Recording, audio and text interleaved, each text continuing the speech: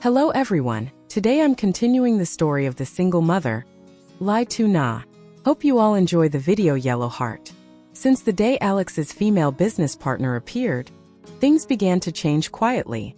She often used work discussions as an excuse to meet Alex, sometimes at the company, sometimes at a cafe near the office. Each time she dressed impeccably, spoke sweetly, and skillfully created moments of subtle intimacy that blurred the line between business partner and something more personal. Not only that, she often visited Alex's mother, bringing small gifts, asking about her health, slowly earning her affection. Seeing her son busy with work, Alex's mother had no reason to doubt anything. She even praised the young woman for being considerate and well-mannered. Meanwhile, Tuna went about her daily routine, waking early to prepare breakfast, taking little Eri to school, and then heading to work. Her life was simple, full of quiet responsibility. She had no idea that somewhere out there, another woman was slowly stepping into her world, taking piece by piece of the man she loved. Even when Alex started coming home later than usual, Tuna didn't question him. She trusted him completely, thinking he was just overwhelmed with work. On quiet nights after putting Eri to sleep, she would sit by the window, watching the city lights flicker on the glass, feeling an emptiness she couldn't explain. She didn't know that someone was already planting seeds of doubt in Alex's heart, and that her peaceful little world was about to tremble. The market encounter. Early morning, the market buzzed with the sound of chatter and bargaining. The scent of fresh herbs, fish, and charcoal smoke blended into something familiar and comforting. Tuna, as usual, neatly arranged her fresh vegetables, mustard greens, scallions, tomatoes, gourds, all grown with her own hands in the small garden behind her house. It was a beautiful day, golden sunlight spilling across the stalls. Business was good. She smiled kindly at her customers, her calm eyes showing warmth and sincerity. But then, amid the market's cheerful chaos, a familiar voice came from behind. "You should pick these flowers, they're really fresh." The voice, low, warm, made her heart skip a beat. She turned and there he was, Alex. He stood by the flower stall across from her, beside the woman, the very partner Tuna had heard about in passing during Alex's hurried phone calls. Both looked elegant and out of place among the market crowd. The woman smiled brightly, her hand brushing Alex's shoulder in a gesture far too natural. "Don't you think these would look perfect in the office?" she said sweetly. Alex smiled, nodding, his eyes softening as he answered her. Tuna froze. Her hands trembled.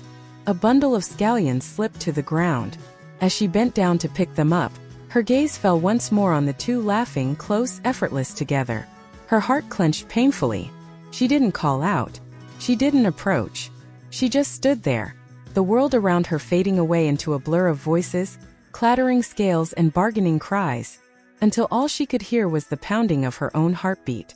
When the two finally walked away, flowers in hand, disappearing down a narrow alley, Tuna realized she was standing motionless under the sun, sweat and tears mixing on her cheeks. The silent dinner. That evening, the little house glowed under soft yellow light. Eri was playing with his toy blocks, his laughter filling the room. Tuna sat beside him, smiling faintly though her eyes held a quiet sorrow. Dinner was ready: gourd soup, caramelized fish, boiled greens. The food smelled wonderful, but she couldn't taste a thing. The image of Alex and that woman lingered painfully in her mind. The door opened. Alex stepped in, still looking handsome but visibly tired. He smiled warmly. "I'm home. Something smells amazing tonight." Her voice was soft, almost a whisper. "It's your favorite soup. I made it earlier." He set his bag down, leaned in and kissed her forehead, a gesture once tender, now strangely distant.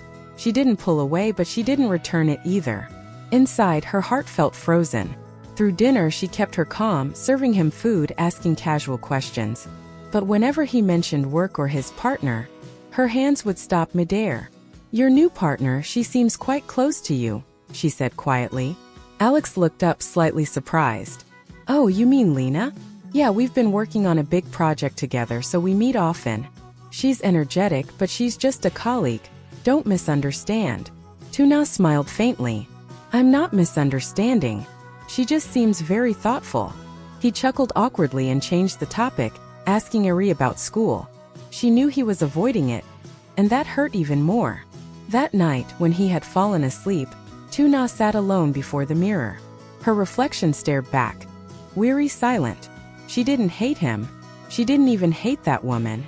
She was just tired of realizing that the trust she'd built so carefully was starting to crack. Outside, the wind rustled through the trees, sounding like a sigh. Her fingers were cold. A tear slipped down, soaking into her sleeve. She told herself that tomorrow she'd still get up early, still make breakfast, still smile at him. But deep down, Tuna knew. Something inside her had changed forever. In the days that followed, everything in the small house seemed to go on as usual. Yet Alex began to sense that something had changed. Tuna no longer sent him little messages asking if he'd eaten lunch, no longer called to remind him to come home early, or texted him just to say, "I miss you." She was still gentle, still caring, but there was now a distance between them, quiet and heavy.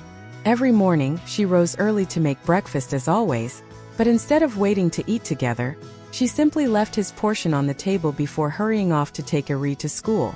In the evenings when Alex came home, she always seemed busy, tidying up, doing paperwork, avoiding his eyes. The small touches, the easy warmth between them slowly vanished. What replaced them was silence, long aching silence. One evening when Alex came home, he saw her folding clothes in the living room. He walked over and gently wrapped his arms around her from behind. She tilted slightly away. "You should wash your hands first," she said softly. "They still smell like smoke." Her voice was calm but colder than before. Alex froze for a moment, then quietly let go. Sitting across from her, he asked after a long pause, "Nah, is something wrong? You seem different lately." She stopped folding, looked up and smiled faintly. "I'm fine. Just a little tired, that's all." He wanted to say more, but the look in her eyes stopped him, calm, distant, unreachable. That night, after she'd fallen asleep, Alex lay awake staring at the ceiling. His mind replayed the early days, her laughter, her warmth, how she made even the smallest moments feel alive. Now it felt like an invisible wall had risen between them. The next morning, as he left for work, he turned to see her leading Ari out the gate. She gave him a polite nod, a faint smile, so faint it made his chest tighten. On his way to the office, his phone buzzed with a message from Lena. "Are you free for lunch? I'd like to go over the project, and there's something I want to talk about." His hand hesitated on the screen.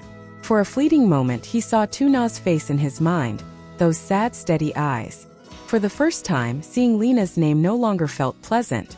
That afternoon, Alex went home earlier than usual. The house was softly lit. Tuna sat at the dining table, quietly mending one of Ari's shirts. He approached gently. "Nah, can we talk?" She looked up, surprised but calm. "About what?" His voice dropped. "About us. I'm afraid I might have hurt you without realizing it." She pressed her lips together. The thread in her hand slipped and fell to the floor. After a long silence, she said quietly, "Sometimes no one has to hurt you. It just happens when the person you once relied on no longer feels like home." Alex stared at her, guilt rising in his throat, words failing him. The next day, the atmosphere at the office felt heavy. As soon as Alex entered his office, Lena was already there, holding 2 cups of coffee. "I brought your favorite," she said brightly, smiling as though they'd known each other forever. He hesitated but accepted it politely. "Thanks, but you don't have to. I can make my own." She tilted her head, still smiling. "It's no trouble. You've seemed a bit down lately. Is something wrong?" Her eyes searched his face, probing. He almost stayed silent, then forced a thin smile and shifted the topic to work. He didn't notice that this small, hesitant kindness made Lena believe she still had a chance. That evening, Lena suggested casually, "There's a dinner with the new partners tonight at a restaurant downtown. You should come. I already reserved a table." Alex frowned. "I've got things to do, maybe next time." She quickly replied, "Just for a bit. It's good networking. They really want to meet you." Her tone was so smooth, so persuasive that he finally agreed. That night, Tuna was feeding Ari when her phone buzzed.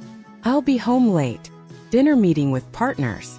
She read the short message, her heart tightening slightly. She didn't ask who.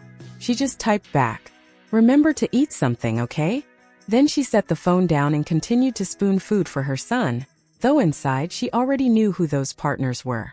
At the elegant restaurant, Lena had chosen a table by the window, where the light fell softly across her carefully made-up face. When Alex arrived, she stood up, smiling sweetly. "I knew you'd come." Dinner passed with music, candlelight, and careful conversation. Then suddenly, she leaned closer and asked softly, "Alex, if I weren't your partner, but a woman who truly wanted to be with you, what would you think?" He froze, then sighed. "Lena, I respect you as a colleague, but I already have someone I love, and I won't hurt anyone because of this."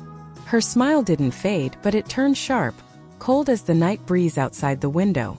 "I understand, but sometimes, the person you love isn't the one who understands you best."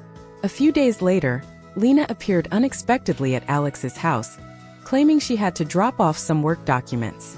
Tuna opened the door, surprised to see the elegant young woman holding a small gift bag.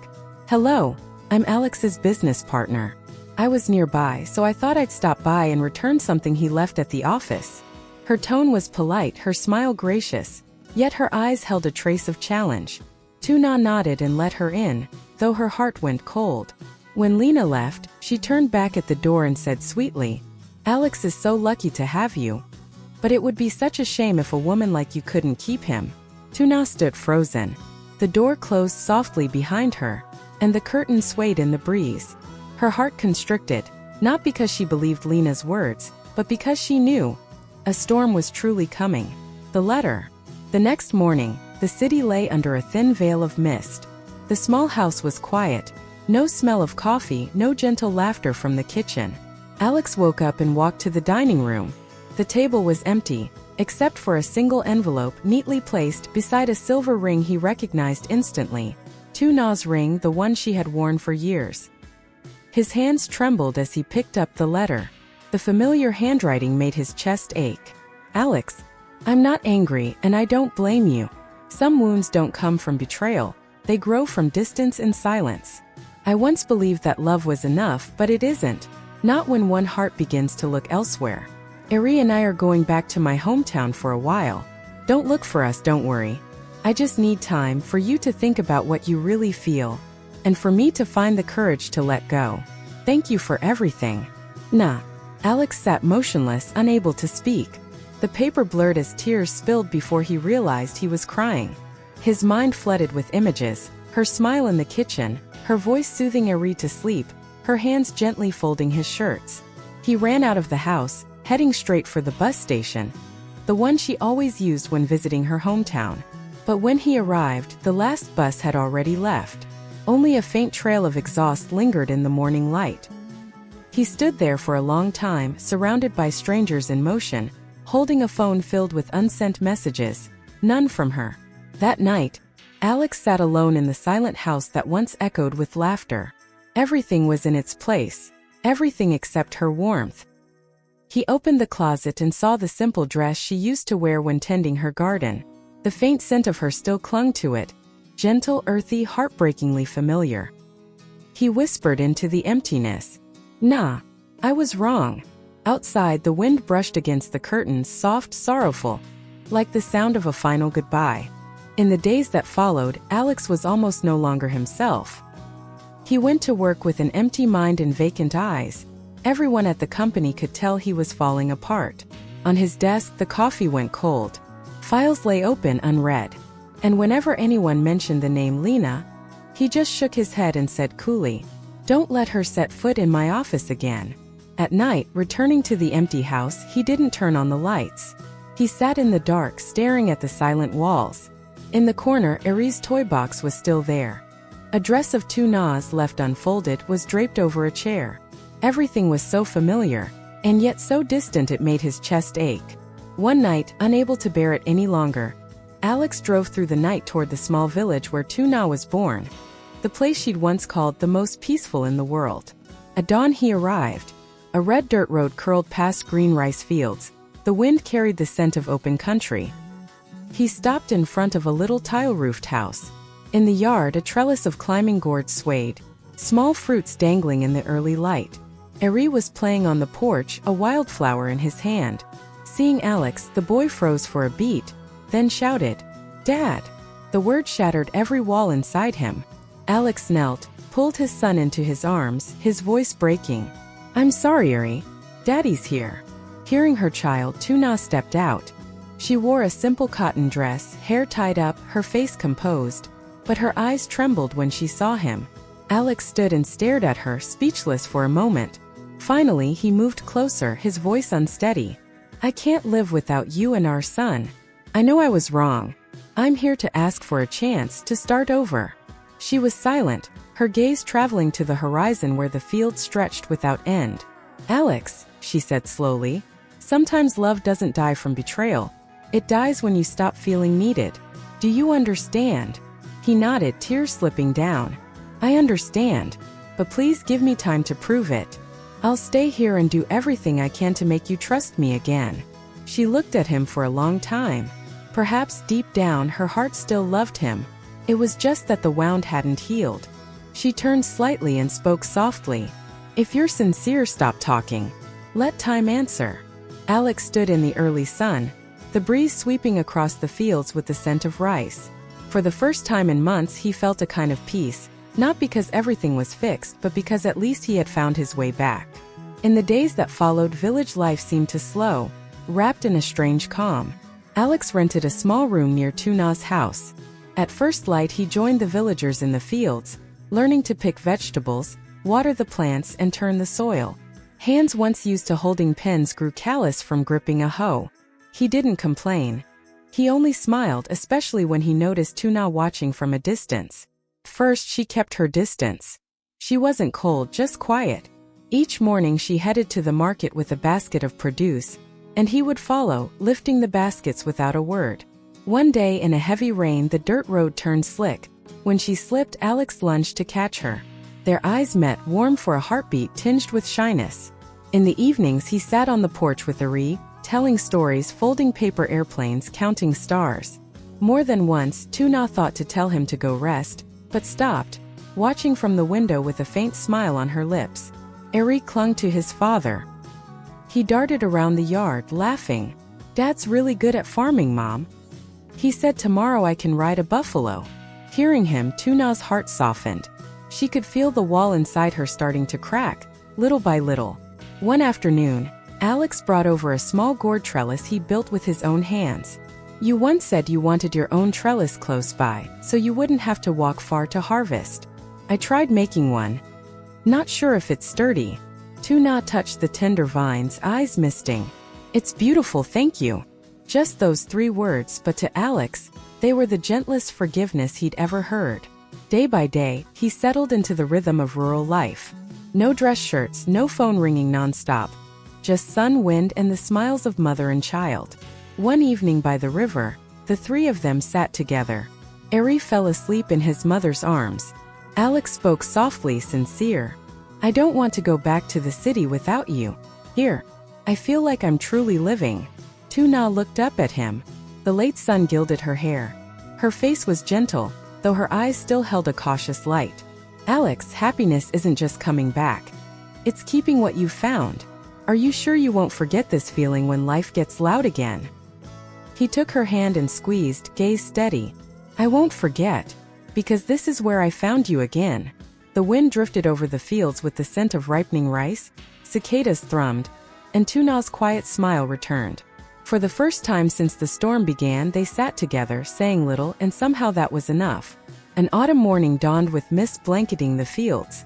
Dew beaded on the young gourd leaves, catching the first rays of sun. Tuna carried a basket of vegetables into the yard. Hair loose in the breeze, her face bright and serene. Distant roosters crowed, the river murmured. It was a tender, gentle morning. In the corner, Alex was straightening a bamboo fence that had tilted in the night wind. He wore an old shirt. His hands were caked with earth, but his eyes were clear and restful. Seeing her, he smiled, simple and kind. Not the smile of a successful executive, but of a man who had truly found his home. She came closer and set the basket down. "Have you been at it since dawn? Your hands are scraped." Alex laughed and shook his head. "It's nothing. If this fence feels sturdy to you, then it's worth it." She bent, gently wiping the dirt from his hands with a warm cloth, slow, careful motions. They were quiet, only birdsong on the roof and the soft rustle of wine through the yellow gourd blossoms. After a while she spoke, low and warm. You know, when you left, I thought I'd never be able to trust again. But watching you here, caring for Eri, tending each row of vegetables, each trellis, I realized that sometimes we forgive not because someone deserves it, but because our own hearts need to rest. Alex squeezed her hand. Thank you for giving me this chance. I promise, no matter what happens, I won't leave you or our son again. She met his eyes, bright in the morning light. You don't have to promise, Alex. Just keep your heart as it is now, and I'll believe that's enough. He leaned down and kissed her forehead. Warmth spread between them in the clear country air. From inside, Eri dashed out, shouting with delight, Mom, Dad, I caught a butterfly. They both laughed. Alex swept the boy up, while Tuna watched, eyes shining with a simple, profound happiness. Across the golden fields, the autumn wind carried the scent of ripe rice and peals of laughter. As if, after all the storms, life had finally given them back a warm, love-filled morning. Xin chào mọi người, rất vui được gặp lại mọi người trong video của mình. Hôm nay mình tiếp tục kể cho mọi người nghe câu chuyện của người mẹ đơn thân lý Tuna.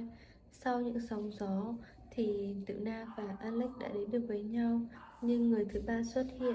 Cô ấy luôn liên tục tìm cách để tiếp cận Alex và dụ dỗ Alex, nhưng cuối cùng Alex đã rơi vào lỗi lầm và làm điều và tình yêu của Alex và Tuna tan vỡ. Tuna trở về với cuộc sống một mình nuôi con, và điều ấy khiến Alex rất hối hận. Anh liên tục tìm kiếm Tuna và hàn gắn liệu tình yêu tiếp tục của họ có xảy ra những biến cố nào. Mời mọi người đón xem ở video tiếp theo nha. Cảm ơn mọi người đã xem hết video hôm nay của mình. Xin chào và hẹn gặp lại mọi người nha.